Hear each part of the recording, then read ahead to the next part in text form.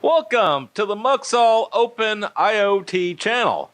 I am your host, Michael Crane. Okay, so in this video, we're going to be taking a look at the this pellet hopper vibrator, or pellet hopper shaker, whichever you want to call it. And that's this guy right here. This guy, I forget the manufacturer of it. I can post it when I'll put a picture of or the name of the manufacturer when I edit the video, but I think it's Zero Hong. I don't know. It's down here. Yes, you don't have to adjust your viewing device. This is in micro font. So I actually have to put my magnifying glasses on to read it. It is so small. Anyway, we'll get to that later. I just kind of wanted to do a quick introductory video on this and to see how many will actually be interested in it. Because this is about 50 bucks. If you don't have a controller, then you'll need this digital timer thing that I bought off eBay, and then you'll need the parts, the screw and fender washer and this lock nut. Oh, another thing, I don't know if I mentioned this, they're neodymium magnets. You can see right here, and I'll go ahead and pull them out and let you look at them. I also got these off of eBay, so I can get it open. Oops. There you go. And these babies, they stick real well. You can see they're tapered for this taper screw head. Now this screw, I don't know what I did with their seat. I just bought these at Lowe's.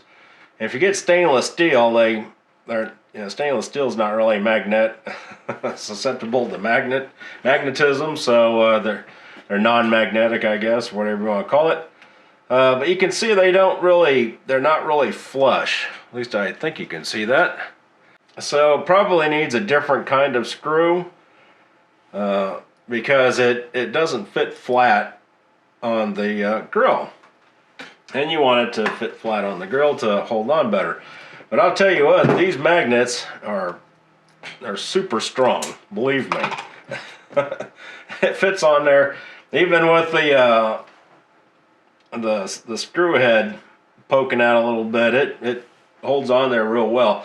Another thing too, when you're messing with these neodymium, I'm probably mispronouncing that, these neodymium magnets, is I broke a couple of them tightening them up, so we'll have to figure out a better way to hold those guys on there. But at least you get like 12, I think it was like $12 or something for these. Like I said, I'll post pictures of where I got them. I got all this stuff on Amazon, and I'll post pictures and prices so you can go buy this stuff if you want to do it. Another thing you'll need besides that is you'll need I call it a pigtail. I don't know what you want to call it. You don't need to put this Molex connector on there. It just comes with these wires like this. And you can just take your pigtail and just wire it up, right? And whoop, you probably can't see what I'm doing. So anyway, just pretend these Molex connectors aren't here. Then you just buy this pigtail, you wire it up. You got the brown and the blue. It's AC. This particular model is 60 hertz single phase, 110 volt, 0.3 amps. And they do have wiring instructions in here. They're not very good because they show I don't know if you guys can even see that. Maybe I'll take a picture of it and post it on there. Anyway, they show a capacitor right there that I guess you're supposed to add. I don't know. But I think that's what this guy is. And I could probably take it apart if anyone's interested. But it's probably in this guy right here. So basically you just kind of have to wire it like oops, like that, right? So blue is neutral and brown is line. it probably doesn't matter. It doesn't really matter. You can flip these around. But like I said, if people are interested, I'll make another video on wiring this guy. So assembling this thing is really quite simple. You just take the magnet and you screw it on, use a fender washer, and you want a lock nut. This is a locking type nut for the fender, for the bolt, I mean. And that's it. And then this thing right here, you just stick on the side of your hopper. You can even put it on the side of your grill. I tried it on the side of the grill, and that works real well. And before you do that, though, you do have to pull the sides off this thing and adjust the counterweights way down. And I'll go ahead and do that so people don't accidentally just go out and buy one of these things and then plug it in, because this thing, I'm telling you, this thing will jump off the bench in its default state. Okay, so yeah, we'll go ahead and pull this guy apart real quick, and I'll just do one side. Both sides are identical, and you have to check. You have to set them the exact same, otherwise it'll be unbalanced, which is kind of strange to say, but it's the truth. And getting this thing apart is rather easy. Putting it together right was a little challenging, at least for me. If I can get it apart. There we go. Yeah, it has a, you can see it right here, a rubber O-ring seal. I guess you guys can see that. It kind of sits in this little indent right here, and I put a little Vaseline on here when I put it together last time, so it would slide on a little better. Yeah, so what you do is you loosen this nut up, or the nuts up on both sides, and then you just turn these are weights right here, and you can kind of see the picture right here. I might have to take a picture of it and put it in the video, but you can see, so I have it set on like 2.5%, maybe it's a little more than 2.5%. You can see it's not quite the same. Yeah, you guys can't probably see this, but yeah, so this thing comes with all four of these on the same side, right? And which is 100% or 180 degrees, whatever they're saying right there. And like I said, and you can't hold on to this thing when it's set like that. That's its default setting, is at 100%. You definitely don't want to try that on the grill. And another thing, it won't stay on there because these magnets aren't strong enough to hold it on there like that. So yeah, you have to, when you get this thing, you have to take the sides off, adjust it down to like this, or the 2.5%, which is basically straight level across. In other words, there's not a little gap right there.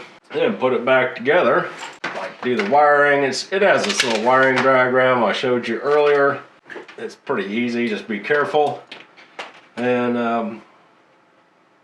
let me see, what else do we got?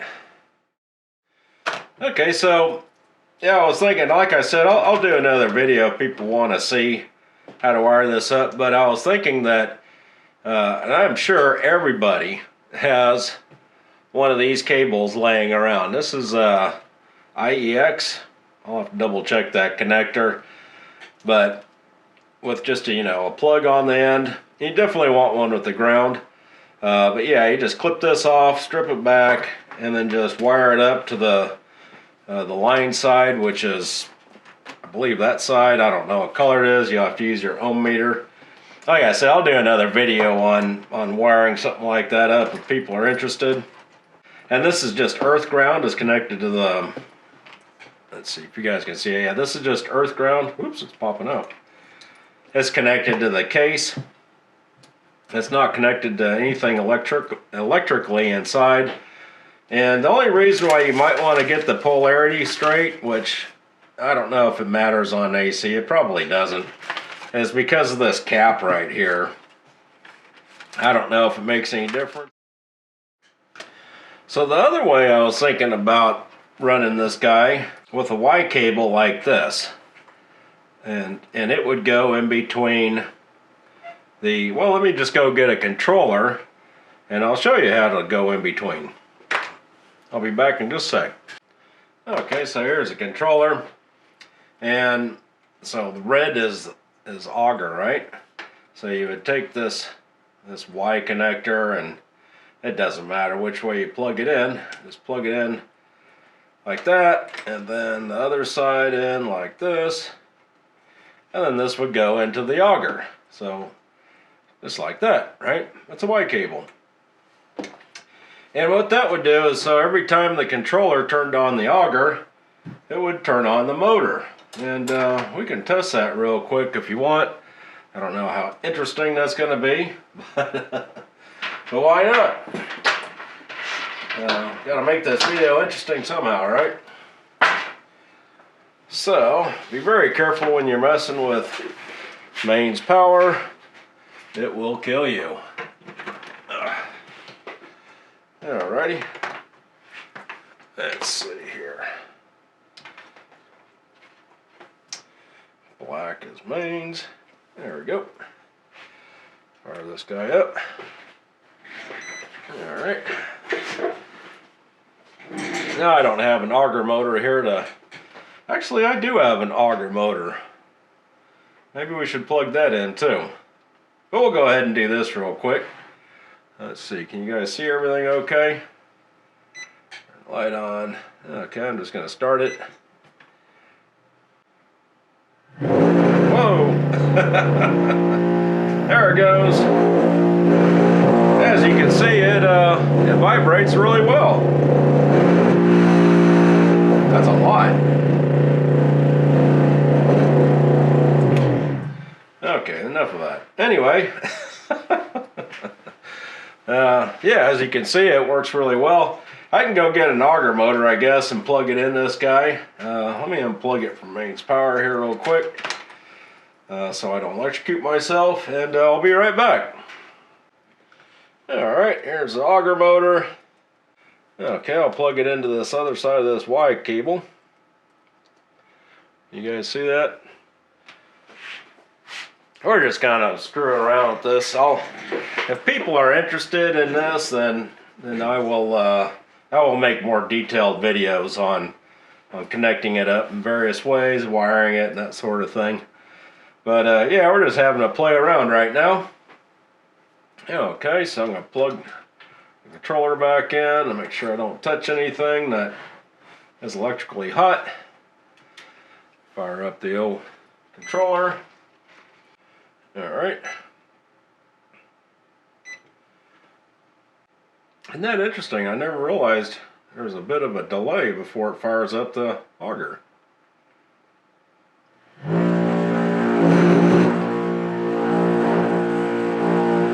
Well, everything seems to be running. Auger's running. So one of the things I am a little bit curious about is the inductive kickback when this shuts off.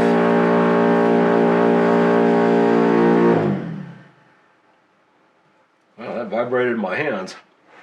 So yeah, it's set on a 30-second on, 30-second off duty cycle.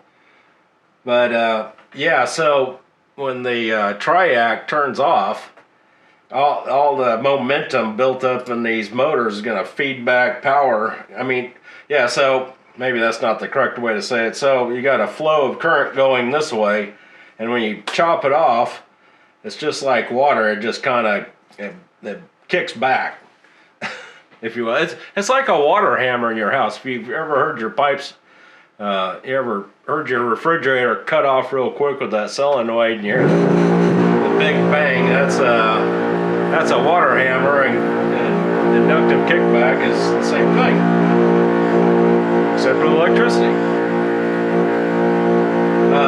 Let's turn that off. That's pretty noisy, isn't it? Let me unplug it here. Okay.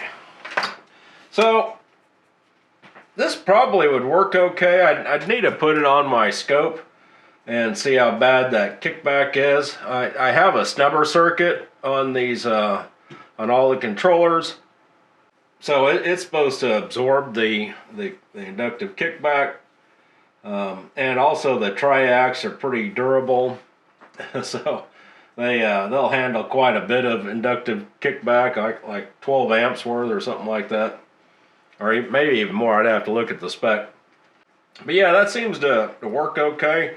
And these Y connectors, I might try selling them or something like that. Like I said, if people are interested in this, maybe I'll sell it as a kit. So you can just do a one-stop shop, buy everything you need, and it'll have all the connectors and everything already on it for you, so you don't have to mess with it. Oh, one thing I wanted to mention about having this turn on with the auger, and I was thinking about this the other day, is it would probably help tremendously in filling the auger tube up, right? Because you know that auger spinning and the pellets are kind of pouring in, and sometimes you have, you know, small gaps in there because of the pellets, and they, you know, they're like little micro, I don't want to call them clogs, but they're like micro clogs where, you know, the auger's turning, and you know, you get a full auger turn in one, but there might only be half of the pellets in another. And this thing right here would probably fix a lot of that, so it would be very consistent, because it'd be vibrating, and it would help the auger fill up better, right? So I kind of like that with it turning on all the time with the auger. The only thing is it if it's noisy, then yeah, that would just be really annoying. And it might be too much. That might just be overkill. But anyway, that was a positive about it. Okay, so let me make sure this thing's not plugged in before I go poke around on the back. Okay.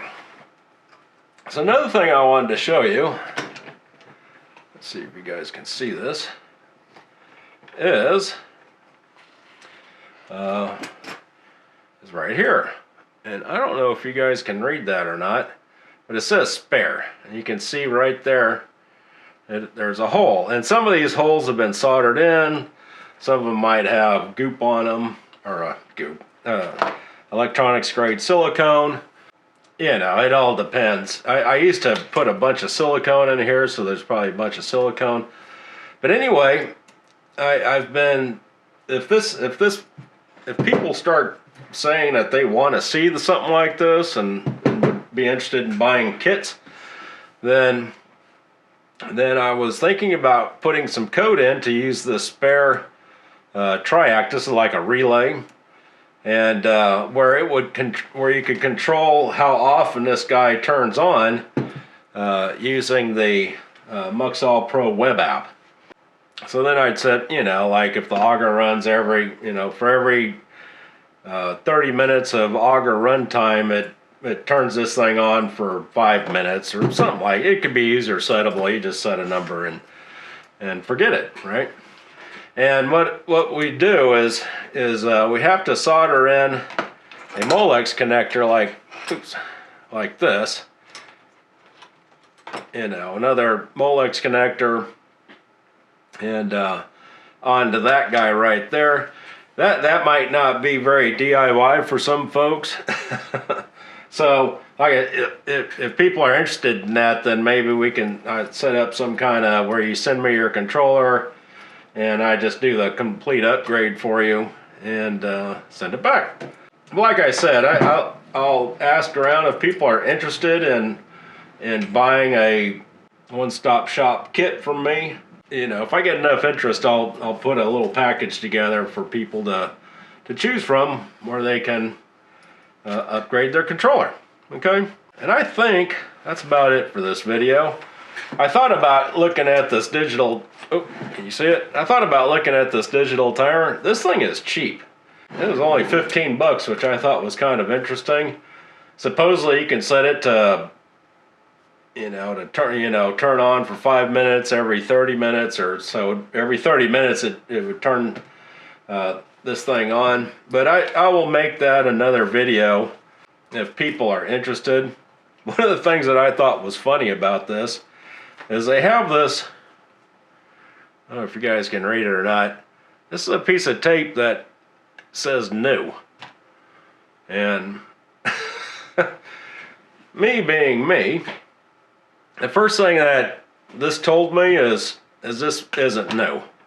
And they put that tape on there to try to convince me that it's new. Because how many times you guys bought a brand new thing off eBay that had a piece of tape that said new on there? So I don't know if that was kind of odd.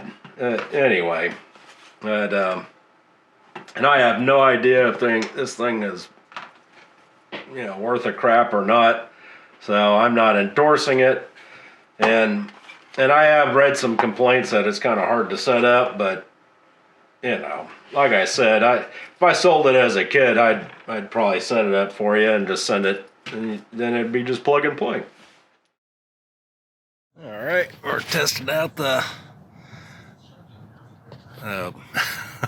little vibrator. I shouldn't call it a little. It's actually a pretty big vibrator or shaker or whatever that thing's called. And I've kind of simulated what happens when the auger runs for a while. All the pellets kind of pile up on the sides.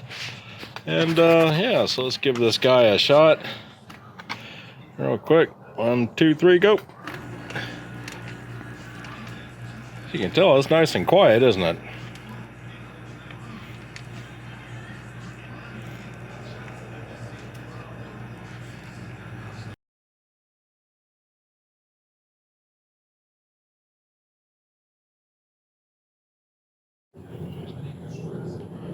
Okay, I went ahead and moved the shaker a little bit, and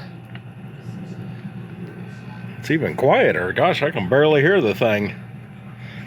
Yeah, so it's stuck on there with some magnets, and yeah, you can turn that baby up. It'll really go crazy if you turn it up. This is on like almost the lowest setting. And yeah, it didn't seem to work repositioning it. Hold on. Let's try this again. I could have swore I did this one time and oh wow. Yeah. That's a lot faster. It's also a lot more noisy. All I did is I just flipped it around down there and in different directions. I guess it's got a nice positive lock on it now. Anyway, that's it. So if you like this video, give it a thumbs up. If you're interested in seeing some kits made for your controller, or you want to buy it with the timer and everything, and what I would do as in a kit would be I'd assemble everything, set everything, and basically just be plug in to your grill and let it rip. So if you're interested in that, let me know in the comments. Post it on our Facebook user group. If you like it, give it a thumbs up, and I'll see you guys later. Don't forget, you can support the Muxall Open IoT channel by donation using a credit card and PayPal, or by purchasing products at the Muxall store. Details and links are in the description under this video. Well, that's it for this video. If you liked the video, give it a big thumbs up, that helps, and hit the subscribe button, that really helps. If you have any questions or comments, post them in the comments under this video. Thanks for watching, and I'll see you next time.